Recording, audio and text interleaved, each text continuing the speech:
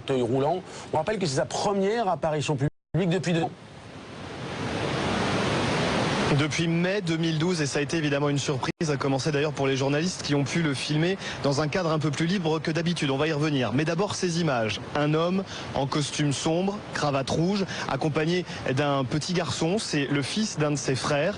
Il a avancé très lentement. On sentait les mouvements particulièrement difficiles pour lui. Tout juste a-t-il réussi à lever la main droite à plusieurs reprises, mais c'est tout, pas d'autres mouvements. Il a d'ailleurs été aidé pour voter, y compris d'ailleurs dans l'isoloir. Et puis quand on lui a demandé comment il allait, eh bien le président candidat a tout juste répondu très bien. Il y avait aussi un important dispositif de sécurité tout autour, parce que les journalistes qui ont pu le filmer, c'était une quinzaine d'équipes de télévision, parmi lesquelles BFM TV. Eh bien d'abord pendant des heures et des heures, on nous a dit que ce ne serait pas possible, et puis finalement sous la pression, eh bien la garde présidentielle en quelque sorte a ouvert les grilles de cet endroit. Mais il faut surtout savoir que les seules images qu'on avait d'Abdelaziz Bouteflika ces dernières semaines, c'était des rencontres avec des diplomates. Tout ça a été filmé pendant quelques secondes seulement par la télévision d'État. Et là donc aujourd'hui, eh bien c'est un autre visage qui est montré, celui d'un président qui en tout cas a le teint extrêmement clair, pour ne pas dire blafard, et qui surtout semble particulièrement fatigué. Et pour autant, François-Xavier, a priori pas de suspense pour le résultat.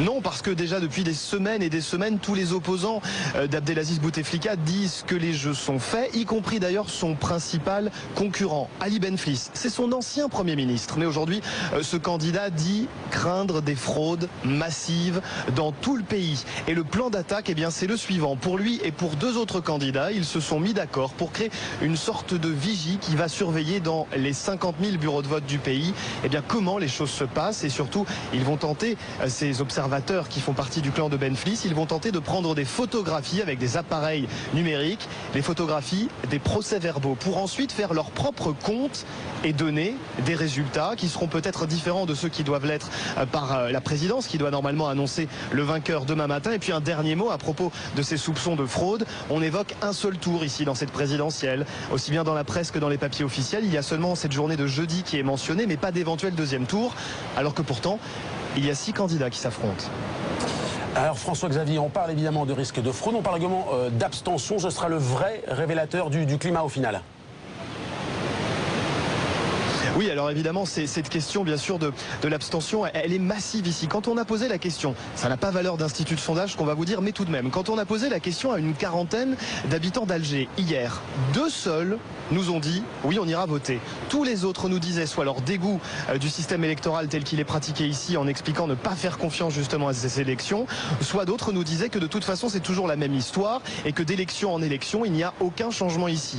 Et puis on vous rappellera cette photographie lors de la précédente élection présidentielle. Il y avait eu un taux officiel de participation de 74%, mais les chancelleries ici, les diplomates étrangers, notamment les Américains, avaient calculé derrière le rideau un taux officieux de 25 à 30% seulement en participation.